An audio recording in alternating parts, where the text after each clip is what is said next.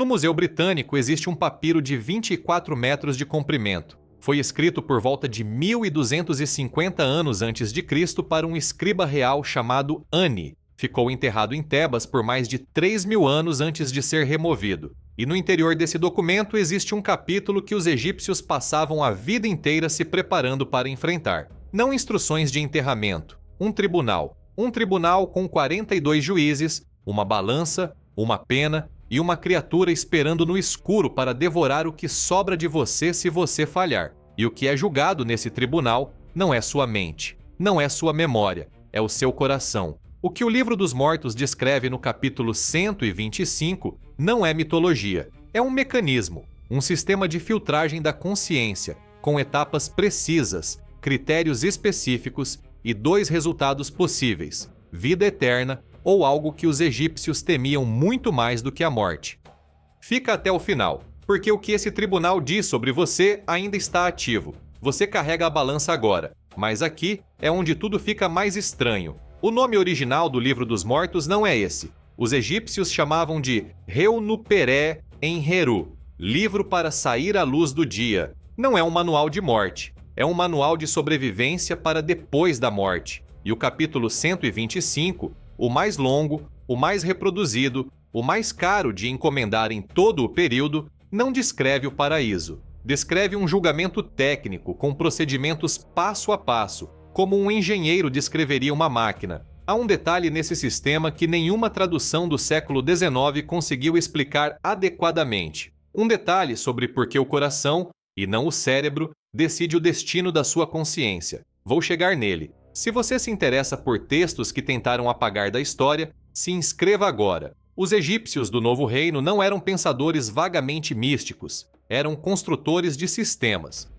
Quando descreviam algo, descreviam como engenheiros descrevem procedimentos, componentes, funções, sequência de operação. E o sistema que o papiro de Ani descreve para o julgamento pós-morte tem uma precisão que ainda desconcerta pesquisadores modernos. Ani pertencia à 19ª dinastia. Não era sacerdote, era escriba real e supervisor dos celeiros do Egito, um burocrata de alto escalão responsável por inventários e registros de toda a produção de grão do país. Um contador, um homem cujo trabalho era garantir que os números batessem, e esse homem encomendou o papiro mais longo do período tebano para levar ao túmulo. O documento foi encontrado em Tebas, na margem ocidental do Nilo, e adquirido pelo Museu Britânico em 1888 pelo arqueólogo Ernest Budge. A forma como foi retirado do Egito é, até hoje, fonte de disputa. Budge usou conexões informais com funcionários locais para exportar o documento enquanto as autoridades competentes não estavam olhando.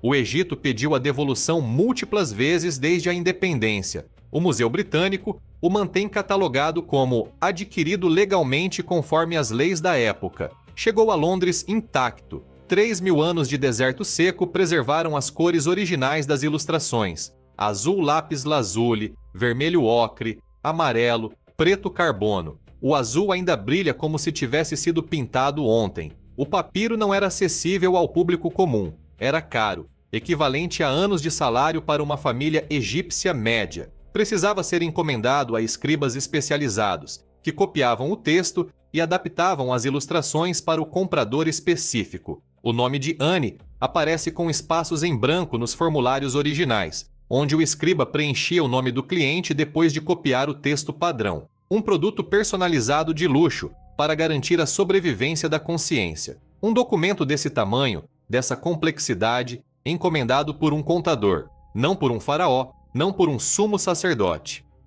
Isso já diz algo sobre como os egípcios comuns levavam o julgamento a sério. O capítulo 125 descreve um local chamado Maat, Sala das Duas Verdades. Não sala do julgamento, sala de duas verdades. O que você foi, o que você deveria ter sido. Dentro da sala, uma balança de 2 pratos servida pelo deus Anubis. Em um prato, o coração do morto. No outro, uma única pena de avestruz branca. A pena de Maat, deusa da verdade e da ordem cósmica. O escriba divino Thoth fica ao lado registrando o resultado em silêncio. E na sombra, esperando junto à balança, está Amit. Amit não tem templo. Não é adorada. Existe para uma única função. Sua forma combina os 3 animais mais letais do Egito Antigo: cabeça de crocodilo, parte frontal de leão, parte traseira de hipopótamo. Os 3 predadores topo de cada ecossistema egípcio: rio, savana, pântano, fundidos em um único ser. Não é acidente de mitologia, é design deliberado. Nenhum animal que existe pode escapar de Emmet. Ela espera, sempre espera. O que está no prato da balança não é o órgão físico, é o que os egípcios chamavam de Ibe, o coração metafísico. No sistema egípcio, o Ibe continha a identidade completa: emoções, memória, sabedoria, caráter, o registro acumulado de todas as decisões tomadas em vida. Era o repositório do eu, não o cérebro, o coração. Por séculos, isso pareceu uma confusão anatomicamente ingênua. Os gregos sabiam que o cérebro controlava o pensamento. Por que os egípcios insistiam no coração? Aqui está o detalhe que eu prometi. O coração humano contém aproximadamente 40 mil neurônios, um sistema nervoso próprio e autônomo chamado sistema nervoso cardíaco intrínseco. Esse sistema tem neurônios sensoriais, interneurônios e neurônios motores, a mesma arquitetura de 3 camadas que sustenta o processamento neural em qualquer parte do corpo. O coração não apenas recebe ordens do cérebro, ele processa informação de forma independente e envia sinais de volta. Pesquisas publicadas recentemente mostraram que flutuações na resposta do cérebro a cada batimento cardíaco afetam a percepção de estímulos visuais frações de segundo depois. Coração e cérebro se comunicam bidirecionalmente em tempo real. O estado emocional, o peso do que você carrega, modifica literalmente como você processa a realidade. Os egípcios não tinham neurociência, tinham milênios de observação sistemática. Temos o resultado, não temos a causa de como chegaram lá. Antes de a balança entrar em funcionamento, o morto enfrenta o que os egípcios chamavam de a confissão negativa, ou, em tradução mais precisa, a declaração de inocência, em frente a 42 juízes, cada um com nome próprio, cada um sentado em sua posição fixa na sala das 2 verdades, cada um responsável por uma categoria específica de transgressão. A alma recita 42 afirmações em sequência. Não é uma confissão, é uma negação técnica. Não, eu me arrependo de ter roubado. É, eu não roubei, não perdoo a minha mentira. É, eu não falei palavras contra ninguém. A diferença é fundamental. Não é pedido de perdão, é prestação de contas verificável. E a verificação é o peso do próprio coração. Você pode dizer qualquer coisa. O coração diz a verdade. Do papiro de Anne, traduzido diretamente: eu não cometi pecado, eu não roubei com violência, eu não matei, eu não retirei o alimento da criança, eu não causei sofrimento ao que estava chorando, eu não agi com falsidade, eu não me apoderei do que pertencia aos deuses, eu não falei com voz exaltada. 42 critérios, sem espaço para retórica ou charme, sem advogado, sem apelação. O coração pesa ou não pesa. O que é notável no sistema não são as transgressões grandes, matar, roubar, trair, são as pequenas. Eu não falei com voz exaltada. Eu não fui surdo às palavras da verdade. Eu não fui de temperamento irascível.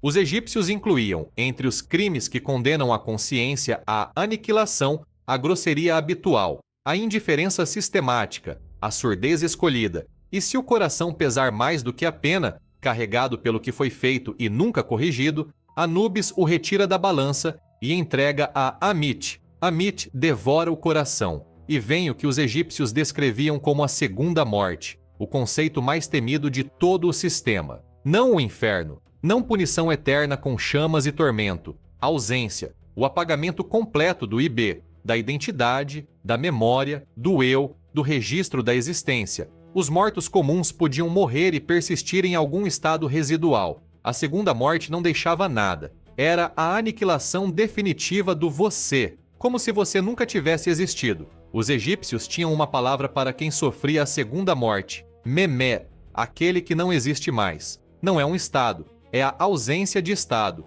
a ausência de status ontológico.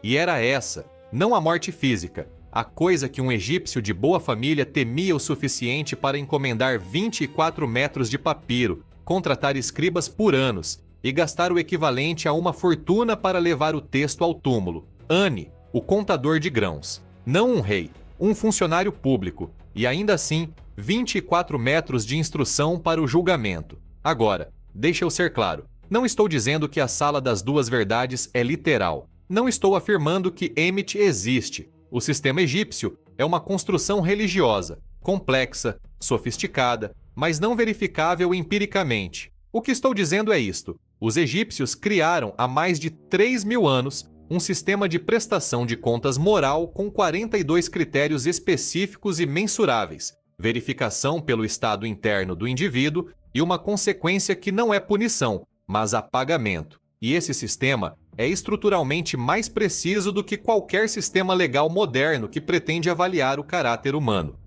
Por que 42 critérios? Porque a pena, um dos itens mais leves que existem, como contrapeso para o coração. Por que o coração, e não o cérebro, como repositório da identidade? Cada detalhe parece escolhido com a precisão de quem projetou algo para durar. Você já carrega a balança. Toda escolha que você faz pesa ou não pesa no IB, seja qual for o nome que você dá ao repositório do seu caráter. Cada momento em que você não retirou o alimento da criança, cada vez que não agiu com falsidade, cada vez que agiu. Os egípcios não esperavam pela morte para usar o sistema. O Ani que encomendou esse papiro era um homem que inventariava grão, registrava números, assinava documentos, um trabalho completamente mundano, e ainda assim levou 24 metros de instrução para o túmulo, porque entendia que o julgamento não seria uma surpresa, seria o resultado acumulado de uma vida de escolhas cotidianas. A segunda morte que eles temiam não vem de fora, e vem do peso do que você deixou ser. Quando Amit olhar para o seu coração, o que ela vai encontrar? O papiro de Ani está no Museu Britânico. As cores ainda brilham, azul, vermelho, ocre, depois de 3.000 anos. Ani existe nessas linhas. Sua confissão, seu coração na balança, seu rosto olhando para Emmet na sombra, e a pena de Maat, tão leve quanto a verdade, tão pesada quanto tudo que ficou por dizer.